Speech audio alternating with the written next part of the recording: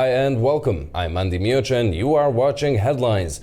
In the run-up to the German snap election on February 23rd, the polls are showing the far-right Alternative for Germany taking second place. In neighboring Austria, the far-right Freedom Party is in talks to form a government. The European elections of last year saw strong gains for right and far-right options across the continent. Many of these parties drive their campaigns on anti-establishment, anti-immigrant and Eurosceptic talking points. On the rise of the right and far-right options, the support they get from young voters, and the political future of Europe, we're talking to Francisco Rocha Gonçalves, Deputy Mayor of Oeiras, Portugal, and Gustavo Aristegui, former Spanish diplomat coming to us from Rabat, Morocco. Welcome, gentlemen. Thank you for joining us. For starters, Germany's far-right AfD is currently projected to secure second place in the upcoming early elections. In the local elections last year, they scored higher with the 18 to 24-year-olds than among the general population. Gustavo, what would you say is driving young people to a far-right option? Well, unfortunately, a party like Alternative für Deutschland has become attractive to the younger people because they don't have the memory of the atrocities committed by the extreme left wing in Europe or the extreme right wing in Europe. Unfortunately, decades have passed and the fog of time has erased from collective memory, and it's not taught anymore in schools. And then, of course, the problem that we're facing in Europe is that there is a growing disavowalment, disconnection between the ruling elites that are no longer elites or just a political class that has lesser and lesser quality and a lesser and lesser capacity of management, with crises popping up left, right, and center all over Europe, be it social, be it industrial, be it military security or economic, and obviously sociological. Look at the problem that Europe is facing.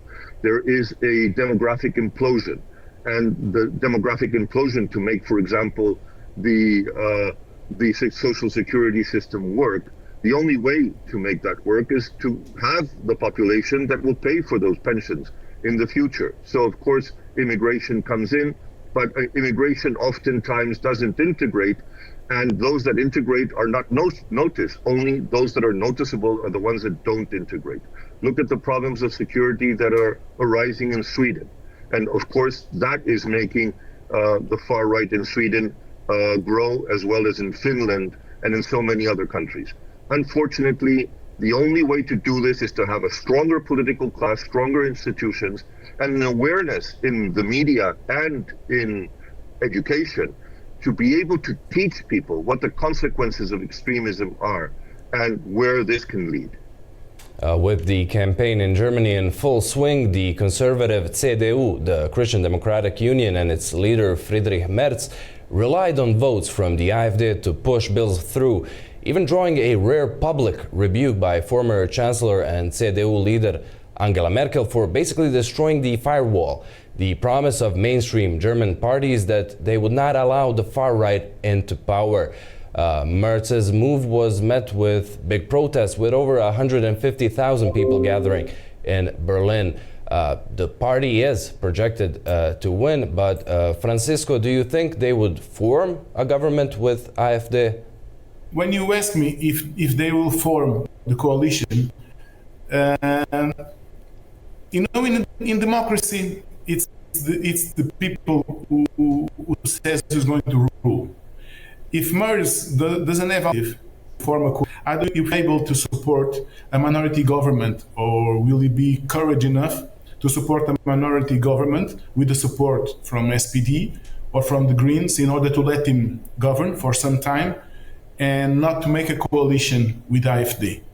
And I don't know if AfD wants to make that kind of coalition, if Alternative for Deutschland wants to make that kind of coalition, because they're growing and growing in each election.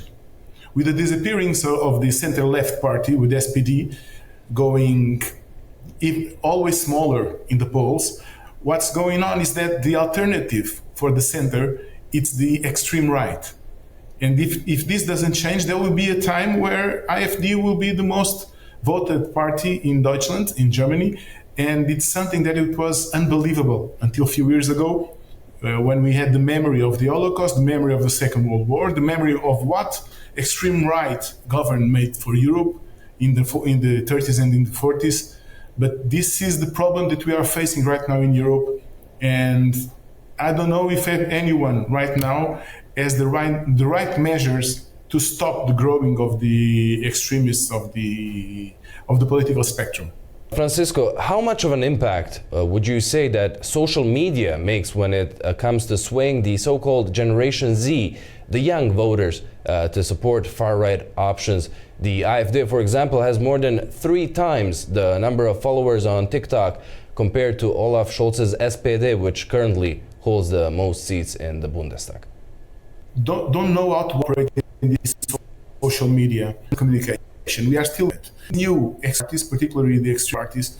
They are very active in using these forms of communication in social media because they use their own name. When we were used to make communication in media, in normal media, when you use common media, you have contradictory. They will search the truth. When you use social media, when you use channels like Facebook, Instagram, or TikTok, particularly TikTok, it's much more simpler. They build their own narrative, and they build it directed to the youngest part of the voters, the young voters.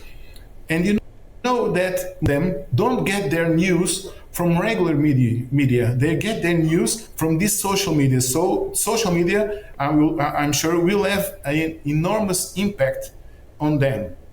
But in the case of Elon Musk, you have to see how low the selling of the Tesla cars are going in Europe in the last few months, probably because of what he's saying. Not only because of what he's saying, but because China cars are arriving, Chinese electric cars are arriving on Europe with much better prices. But their sales have dropped in some countries more than 50%.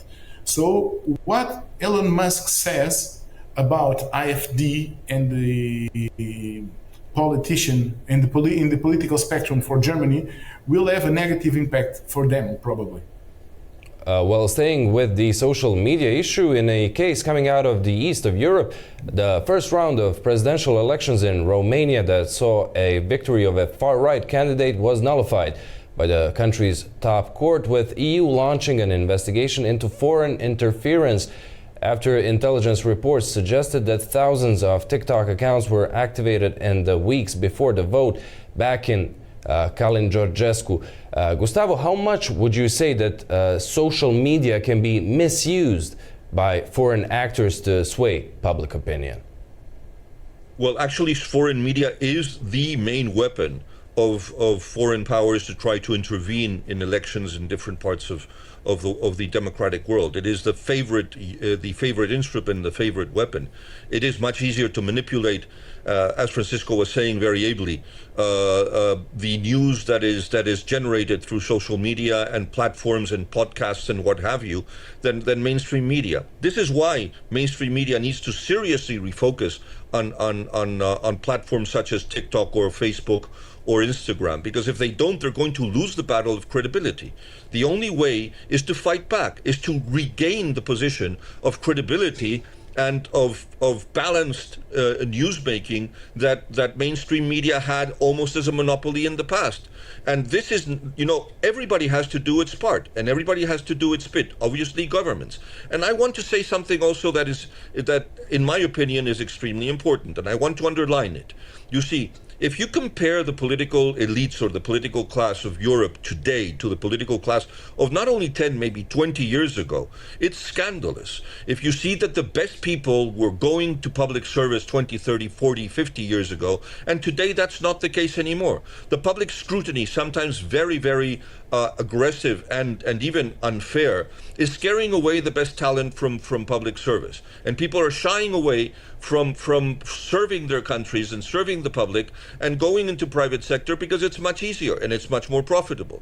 It is not popular to adequately pay politicians for what they do, and the salaries, for example, in Spain, Portugal, and other countries in Europe are completely ridiculous if you compare them to the public sector. So if you don't have the elites to lead the countries to fight extremism, that fight is going to be lost, because for some strange reason, the strategists of the extremes, both left and right, are extremely able and very, very cunning. And they are defeating the mainstream not only because they are beginning to convince the younger generations that they are the ones that have the right responses to very complex problems. That's populism. I am giving very simple solutions to very complex problems, and people are believing them.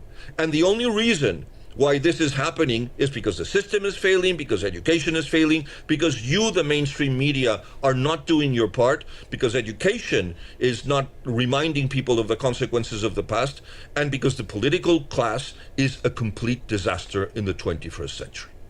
Well, with right and illiberal options holding power in several European countries and with transnational political alliances being made among them, what could that bring, Gustavo, for the future of the European Union as a bloc and its unity? You see, there's two things here that need to be analyzed very, very deeply. One is that democracy, the system, is being questioned in the same way where all populisms are on the rise. And it's very simple. First, you question the politicians. And it's easy to do that, as Francisco and I are agreeing on. The political elites are very weak, are not prepared, are tactical and not strategic, have weak educational backgrounds and have no experience in the real world. Most of them are even professionals of politics. They've been joining their parties when they were 18 and pushing their way through from municipal councillors all the way up to mayors, members of parliament, and then ministers. And of course, the quality is what you get, which is complete incompetence. So in fact, if we do not protect the system, what we are going to see is the parties are going to be questioned after the politicians, then it's going to be the institutions, government first, then the legislative, then the judicial, and then finally it's going to be the system. So people are going to be asking for authoritarian governments to fix the problems that democracies were not able to fix. And this is the beginning of the end. And second, you see, the more right-wing conservative religious groups are wanting to see what is called in the Bible, there is a figure called the Wolf King. And the evangelicals saw in Donald Trump exactly that figure. The Wolf King is the wolf that protects the lambs and does not attack the sheep. This is what many conservative Christians see in the right-wing dictatorial tendencies that are ruling the world. The other thing is that, as we were both saying, Francisco and myself, is that the political elites have focused on tactics and not on strategy. Let me quote a 19th century wise man who was James Freeman Clarke, a theologian from the United States of America, a progressive for his time, who used to say a phrase that has been incorrectly attributed to many people and politicians in the past, but it's actually James Freeman Clarke, when he says the difference between a politician and a statesman is that the politician focuses on the next election and the statesman on the next generation. Well, we need more focusing on the next generation and a lot less focusing on the next election. Well, gentlemen, thank you so much for joining us and giving us your insights and opinions. That's all we have time for. And thank you for watching. That's all in this edition of Headlines. Stay tuned to A News.